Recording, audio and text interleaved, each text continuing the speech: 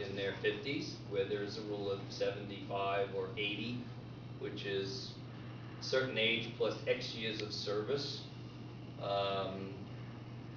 Unfortunately, this year is a bad barometer, and last year was a bad barometer because the economy is horrible. Now, I can tell you that this year, I told Dr. D, we skyrocketed. We went from the worst year in 25 years, last year in our sales, to being 40% ahead of everything this year. And I can't tell you why. And I'm in the insurance industry, which is a really good sign, and I'm on the front lines. So if they're hiring, everything else is going to follow. What I'm not seeing are the old entry-level training programs from years ago, where companies would hire 20 kids out of college, not graduate, undergrad, and wind up doing it. I will tell you that your completion of this program and getting your master's degree will put you online ahead of your competition. And in addition to that, and again, I'm only talking about HR because those are the execs that I deal with, is your certification in human resources will not only give you additional compensation, but will also put you ahead on the line if you're competing for an HR role in the marketplace. Because there is what's going on, cross-pollination. What cross-pollination is that if you come up the ranks in manufacturing, they're going to teach you another sector of a company, and you're going to be prepared for a very senior role down the road. And there are many HR people, professionals. It's not the old HR world where you were a service person. You're now an equal partner, and you come to the table with knowledge of finance, you come to the knowledge of operations, you come to the knowledge of certainly people management, employee relations, and you are now at the table with equal footing, and the CEO now confides and talks to the HR exec as a partner and a resource. In the old days, you were just a processor. So what you guys are going through, as painful as it is getting out late at nights, you know, I walked in your shoes. I sat in this room. I annoyed Dr. D. I mean, I've done it. And I run around, my standing joke is that if I'm ever mugged, they can have my wallet, but they better never come near this. Well worth it, guys.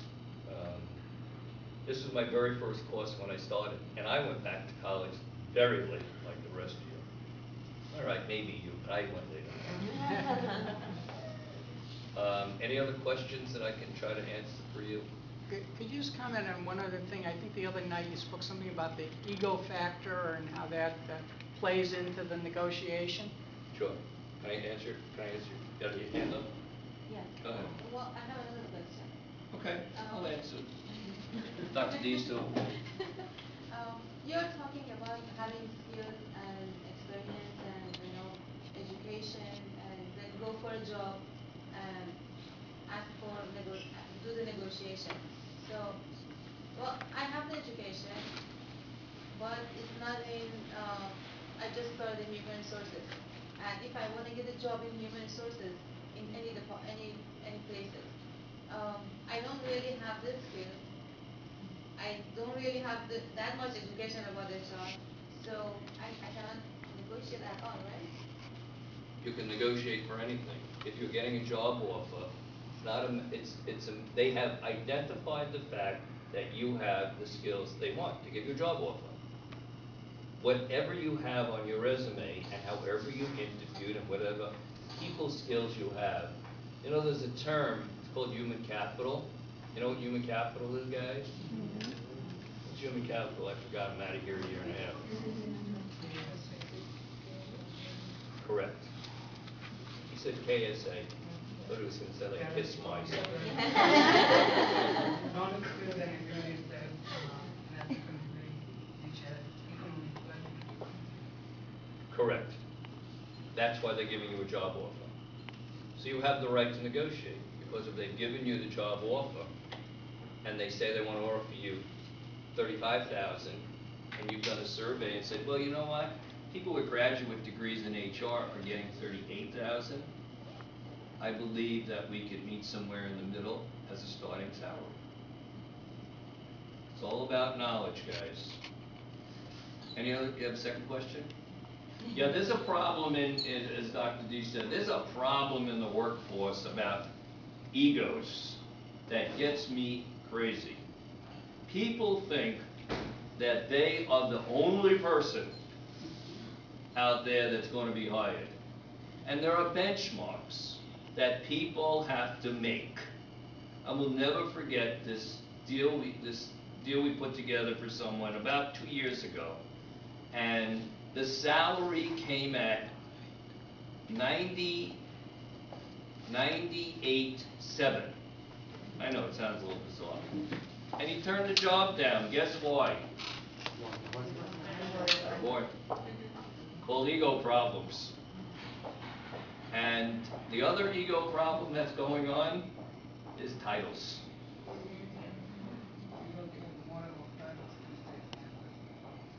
I know, they kind of forget Maslow's hierarchy of needs, they forget where they come from. They have a need to be called something. My opinion is, pay me, call me whatever the hell you please. But yes, we've had that issue too with vice presidencies, senior vice presidencies, directors, managers, system managers, and it's a real issue. And if you are given a title and you're the interviewee, you might want to find out when you're eligible for the next grade, which will bring more cash. But we are having that problem. We had one project, the gentleman was a very, very senior executive VP. And we're moving him to another company, one of the startup we're doing. We gave him an incredible job offer package, and he didn't want the job because he was going to be called the senior vice president. Now, who in their right mind turns down a $250,000 package addition that's above what he was earning because it's a senior instead of an EVP? But it's all about egos. They're not looking at the target. And what you don't want to put yourselves into is that role. I know it's important. It's called a buying motive. Everybody wants to be called something with notoriety, notability, on their business card.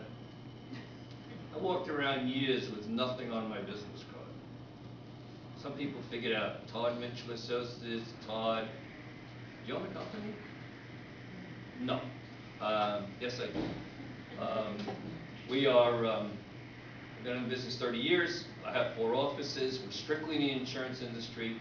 Now on a global basis, actually. I'm very excited. We made our first Bermuda placement. It was very tough going down there for the interview. Killed me. The good part about retained searches, the client pays the bill. Can't trade, but they pay the freight when you do search. And we just made our first placement in Germany, actually. So it's a lot of fun. And we're a global world now. And there's a lot of movement going on. And the last part I'll leave with you is, if anyone asks you in an interview, are you relocatable? Tell them I certainly would consider it. You never know where that road goes. The economy's back, ladies and gentlemen, so feel good about it. It's coming back. A lot of industries that are hiring, a lot of hiring in HR going on. Am I dismissing them? They're all getting dressed. Am I doing the same going?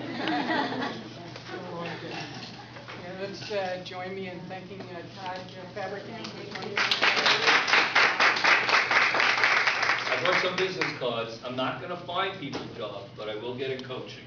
So if anybody wants it on resume writing or interviewing skills, my rates are cheap, Diet Coke will do.